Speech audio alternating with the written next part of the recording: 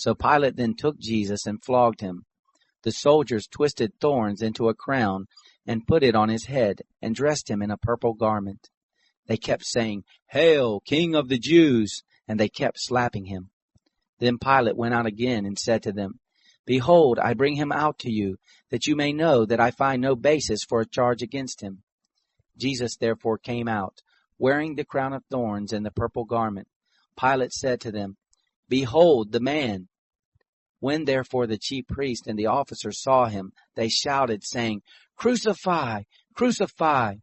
Pilate said to them, "Take him yourselves and crucify him, for I find no basis for a charge against him."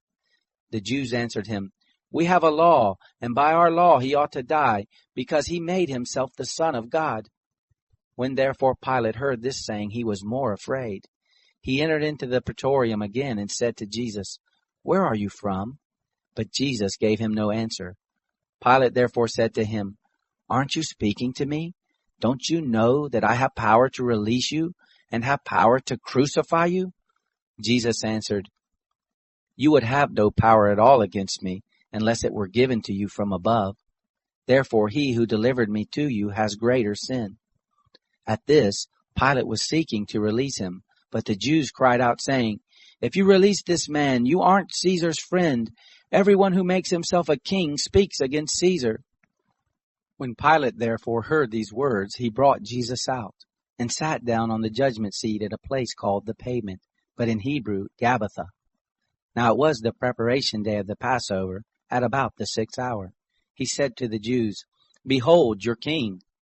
They cried out, "Away with him! Away with him! Crucify him!" Pilate said to them, "Shall I crucify your king?" The chief priests answered, "We have no king but Caesar." So then he delivered him to them to be crucified.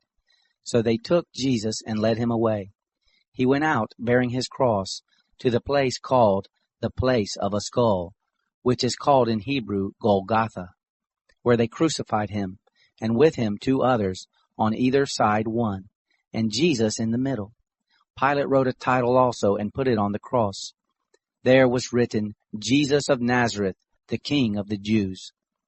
Therefore many of the Jews read this title, for the place where Jesus was crucified was near the city, and it was written in Hebrew, in Latin, and in Greek. The chief priest of the Jews therefore said to Pilate, "Don't write the King of the Jews, but he said, 'I am the King of the Jews.'" Pilate answered, "What I have written, I have written." Then the soldiers, when they had crucified Jesus, took his garments and made 4 parts, to every soldier a part, and also the coat. Now the coat was without seam, woven from the top throughout.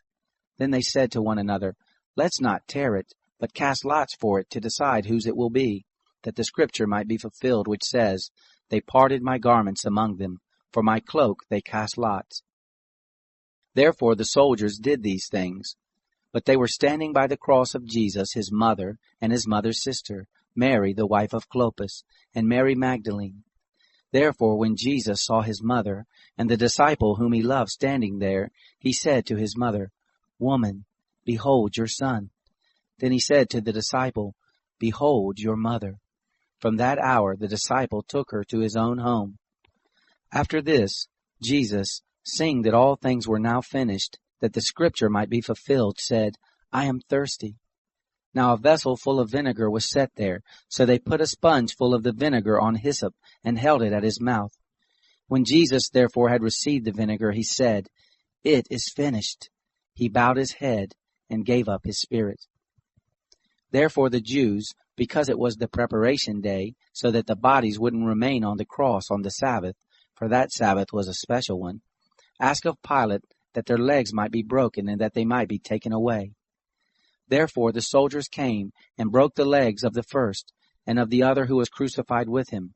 But when they came to Jesus and saw that he was already dead, they didn't break his legs. However, one of the soldiers pierced his side with a spear, and immediately blood and water came out. He who has seen has testified, and his testimony is true. He knows that he tells the truth, that you may believe. For these things happened that the scripture might be fulfilled, "A bone of him will not be broken." Again, another scripture says, "They will look on him whom they pierced." After these things, Joseph of Arimathea, being a disciple of Jesus, but secretly for fear of the Jews, asked of Pilate that he might take away Jesus' body. Pilate gave him permission. He came therefore and took away his body. Nicodemus, who at first came to Jesus by night, also came, bringing a mixture of myrrh and aloes, about 100 Roman pounds. So they took Jesus' body and bound it in linen cloths with the spices, as the custom of the Jews is to bury. Now in the place where he was crucified there was a garden. In the garden a new tomb in which no man had ever yet been laid.